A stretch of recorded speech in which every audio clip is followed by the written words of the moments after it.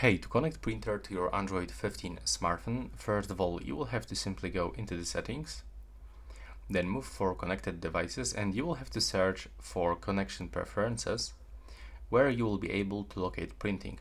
So first of all, you have to actually turn on the default print service, and now you have to actually find if your printer will be on the list.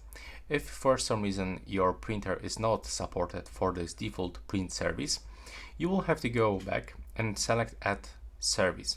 And right now you will be redirected into the Google Play Store, and here you've got plugins for the different print company. So let's say that you've got, for example, the Brother printer.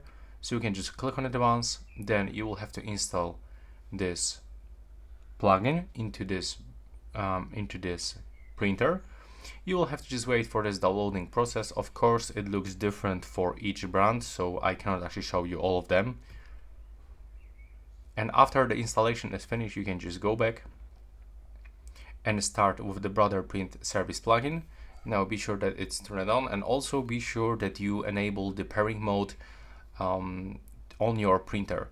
And after your printer will be visible, you will be able to actually click on it on the list and just simply be connected.